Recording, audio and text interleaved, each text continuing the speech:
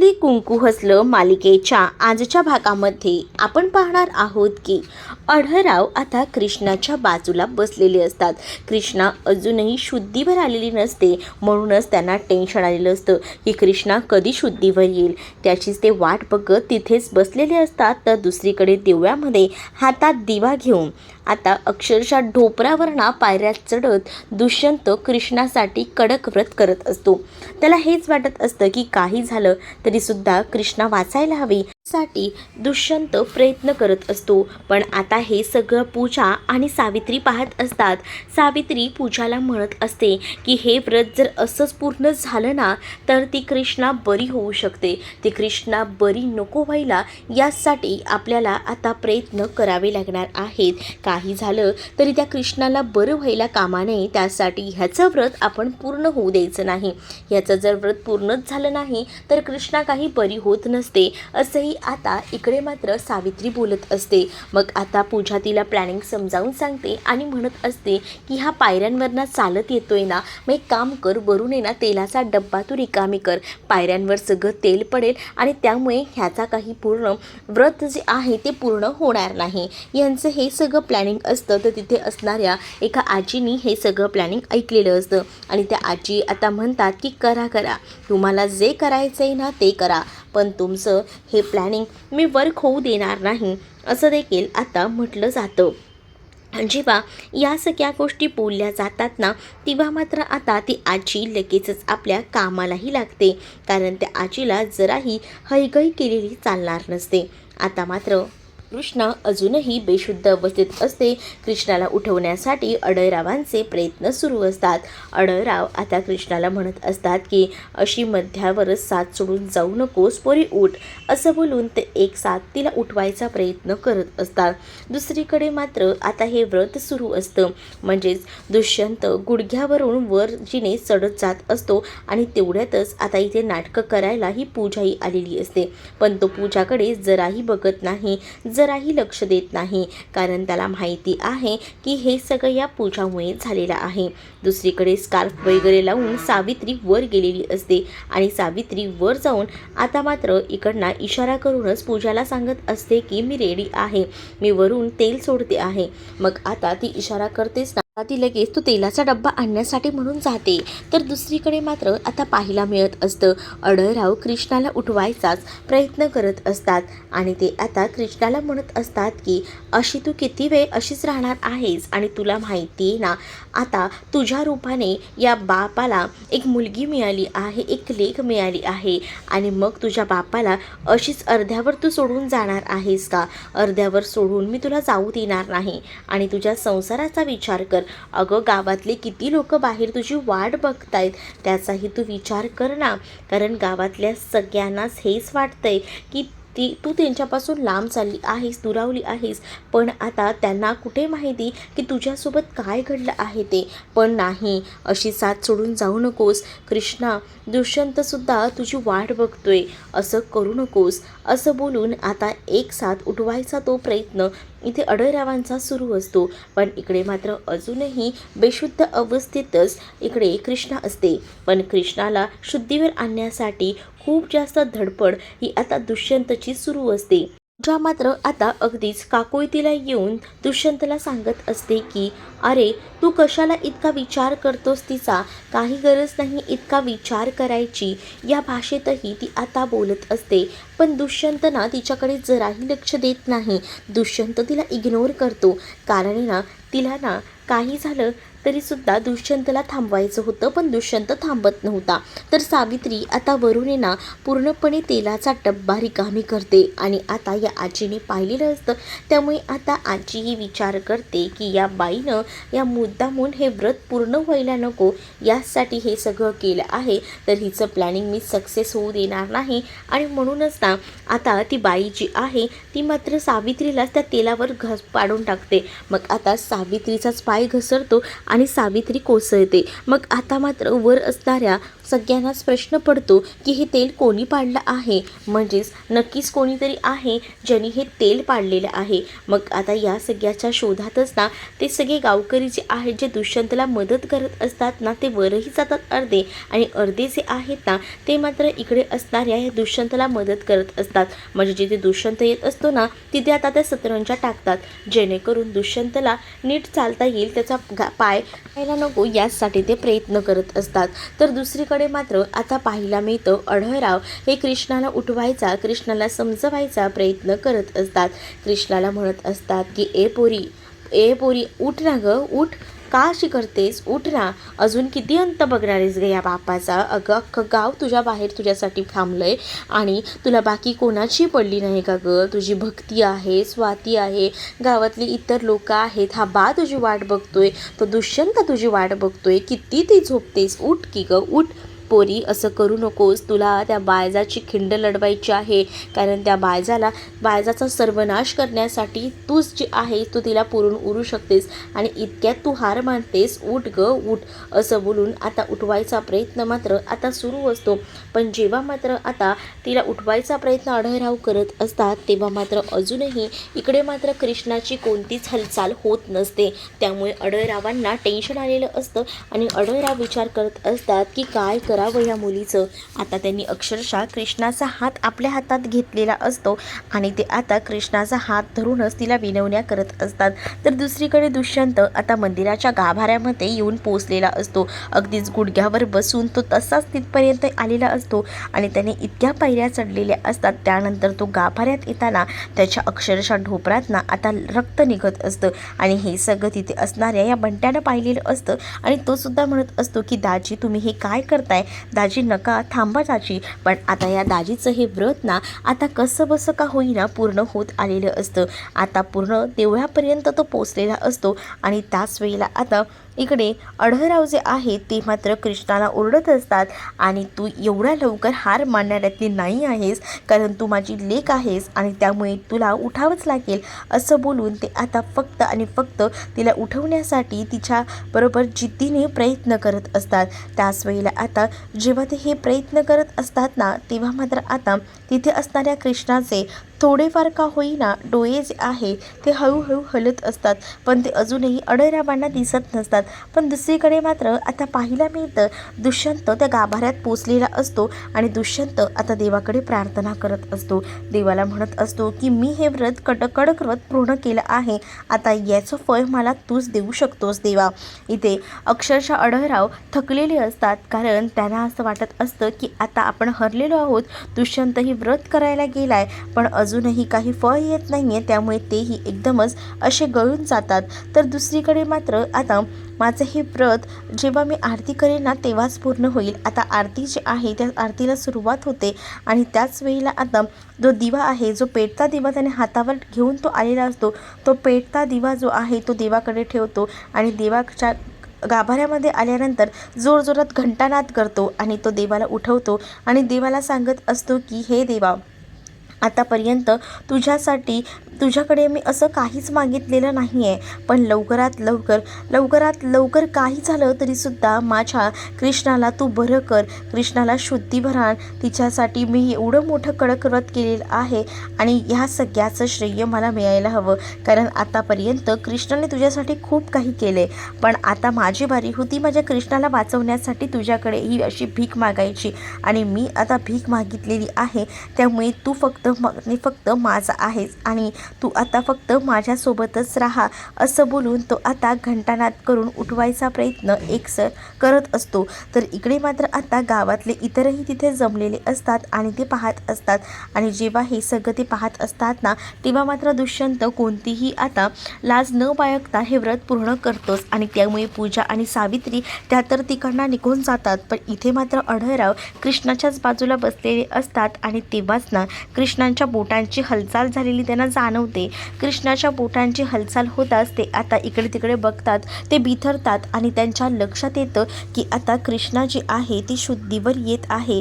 मग आता डॉक्टरांना ते लगेचच हाक मारून बोलावून घेतात आणि डॉक्टरांना म्हणतात की डॉक्टर लवकर या. मग आता डॉक्टरही धावत पळत तिथे आलेले असतात. तर डॉक्टरांना आता अढळराव सांगतात की बघा ना, तिनं डोळे हलवलेले आहेत, ते डोळे मिसकावत आहे, आमची कृष्णा शुद्धीवर आली आहे, आता मी त्यांना घरी घेऊन जाऊ शकतो का? अढळराव डायरेक्ट असंच बोलतात. तर डॉक्टर म्हणतात की अहो थांबा, आम्हाला आधी चेक करू दे, बघू दे तिला आता कसं वाटतंय, काय वाटतंय. आता आनंदाच्या भरातच अढळराव हे सगळं काही बोलत असतात. अढळरावांना खूप जास्त आनंद झालेला असतो आणि त्यांना तो आनंद होणं स्वाभाविकच आहे ना, कारण त्यांना हेच वाटत असतं की एवढा वेळ कृष्णा ही आता बेशुद्ध अवस्थेत होती आणि आता दुष्यंतने तिच्यासाठी व्रत केलं आहे म्हटल्यावर आता ती शुद्धीवर आली आहे. मग आता ही गोष्ट दुष्यंतपर्यंत तर पोचवायला हवीच ना, म्हणूनच आता त्यांनी बंड्याच्या फोनवर फोन केलेला असतो आणि या सगळ्या गोष्टी म्हणजेच कृष्णा शुद्धीवर आली आहे याबद्दल आता ते बंड्याला सांगू लागतात आणि दुष्यंताचं फळ कामी आलं आहे. दुष्यंताला सांग आता ती शुद्धीवर आली आहे, आता घाबरायचं काहीच कारण नाही, असं देखील आता अढळराव हे सांगू लागतात. आता बंड्याही खूप जास्त खुश होतो. तोही विचार करतो की चला फायनली जे काही दाजी व्रत करत होते त्या व्रताला आता फळ मिळालं आहे. ते लगेचच आता फोन ठेवतात. फोन ठेवल्यानंतर त्या लगेचच ही गोष्ट दुष्यंतला सांगू लागतो. दुष्यंतला म्हणतो की दाजी ऐका ना, आपली कृष्णा शुद्धीवर आली आहे. आणि ही गोष्ट जेव्हा आता दुष्यंतला समजते तेव्हा दुष्यंतला सुद्धा आनंदाचा धक्काच बसतो. दुष्यंत खूप जास्त खुश होतो. गावातली इतरही लोक तिथे असतात आणि ती सुद्धा आता कृष्णा शुद्धीवर आली आहे हे कळताच त्यांनाही आनंद होतो. हे सगळं काही दुष्यंतमुळे शक्य झालेलं असतं.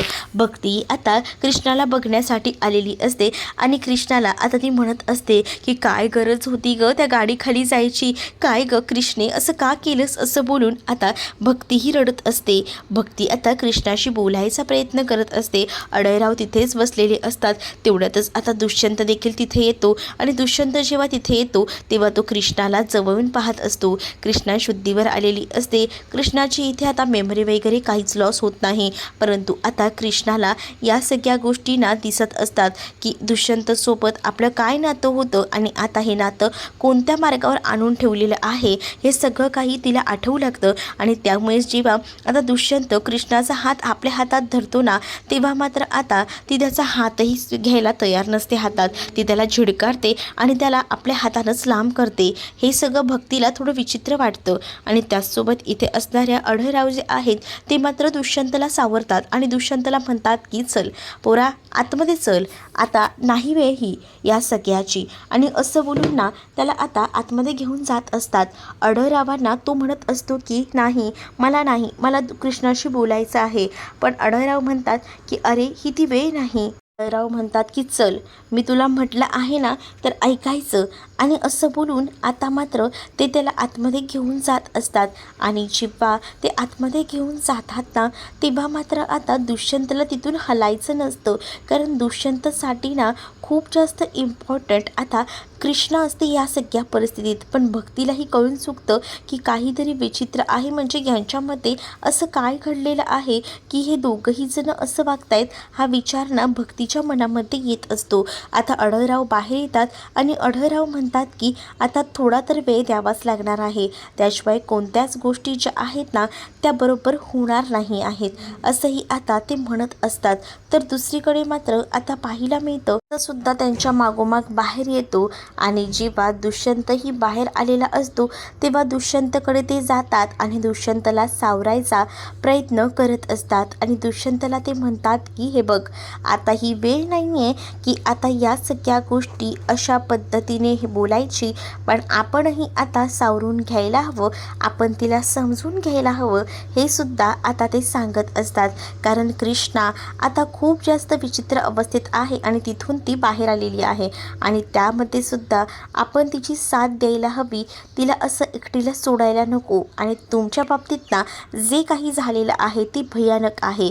त्या इतक्या सगळ्या गोष्टींना कृष्णा लगेच विसरणं अशक्य आहे असं देखील आता ते म्हणत असतात. दुसरीकडे मात्र आता भक्ती जी आहे ती कृष्णाला म्हणत असते की ही कोणती पद्धत झाली ग दाजींसोबत वागायची. दाजी बिचारे त्यांनी काय केले तुला माहिती आहे का? त्यांनी एवढे मोठे कष्ट घेतले आहेत तुझ्यासाठी, त्यांनी एवढ्या मोठ्या पायऱ्या चढल्या आहेत आणि एवढ्या मोठ्या पायऱ्या चढून ते वरपर्यंत पूर्ण गेले आणि त्यांनी पायऱ्या चढून कसं बसं तुला वाचवलं आहे. म्हणजेच हातात दिवा, गुडघ्यांवर ते चाललेत आणि त्यांनी एवढं मोठं कडक व्रत केले, तेव्हा जाऊन तू शुद्धीवर आली आहेस. आणि तरीसुद्धा आज हे कोणतं नाटक करतेस तू? तुला तुझं तरी कळतं आहे का? जे काही केलंयस करतेस ना ते चुकीचं आहे असं देखील आता म्हटलं जात असतं. आणि जेव्हा या सगळ्या गोष्टी बोलल्या जातात ना तेव्हा मात्र आता इकडे तिची हालचाल काहीच होत नसते. तिला या सगळ्याबद्दल काहीच बोलायचं नसतं म्हणून ती आता शांत असते. इकडे मात्र आता दुष्यंतला अढळराव समजवत असतात आणि म्हणत असतात की या सगळ्या गोष्टींना इतक्यात तरी ती मुलगी विसरणं शक्य नाही आहे, कारण तिच्यासाठी ना या सगळ्या गोष्टी मोठ्या आहेत आणि खरं तर असायलाच हव्यात. कारण हे सगळं जे तिच्या बाबतीत अचानकपणे घडलं आहे त्यामुळे तिला ह्या सगळ्या गोष्टी त्या पद्धतीने दिसत आहेत. आणि तूसुद्धा या सगळ्या गोष्टीचा बारकाईनं विचार कर की या सगळ्या गोष्टी तुझ्या बाबतीत जसं घडल्या असत्या तर काय झालं असतं. त्यामुळे तिला इतकं डोक्यावर नको घेऊस आणि मुळात आहे ना थोडा वेळ दे. थोडा वेळ दिलास की सगळ्या गोष्टी नीट होतील, नॉर्मल होतील. एकाच झटक्यात सगळं काही परफेक्ट होणार नाही आहे असं देखील आता अढळराव जे आहेत ते मात्र दुष्यंतला बोलून समजावू लागतात. आणि आता दुष्यंतला ते समजावत असतानाच ते आता आधारही देत असतात. तर दुसरीकडे मात्र आता पाहायला मिळतं इकडे भक्तीसुद्धा या कृष्णाला समजवायचा प्रयत्न करत असते. म्हणजेच ना ती आता कृष्णाला म्हणत असते की उठ उठ, आता तुझी खरी वेळ आहे, कारण तू जे काही केलं आहेस ना ते चुकीचं केलं आहेस. बिचारे आपले तुला किती समजून घेतात, तुझ्यासाठी काय काय म्हणून ते करतात आणि तू तू त्यांच्यासाठी असं सगळं केलंस. मला ना तुला नाही आवडला तू जे काही केलंयस ते असं देखील आता इकडे भक्ती जी आहे ती रडत रडत बोलत असते. आणि त्याच वेळेला भक्ती जेव्हा रडून रडून हे सगळं बोलते तेव्हा मात्र आता कृष्णा जी आहे ती मात्र डोळे मिटून तशीच निवांत पडलेली असते. तिला आता काहीच बोलायचं नसतं, कारण तिला माहिती आहे की तिच्या बाबतीत काय घडलं आहे ते, म्हणूनच आता ती शांत असते. तर दुसरीकडे मात्र आता इथे कृष्णा एकटीच असते आणि त्याच वेळेला आता अढळराव आणि दुष्यंत बाहेर असतात.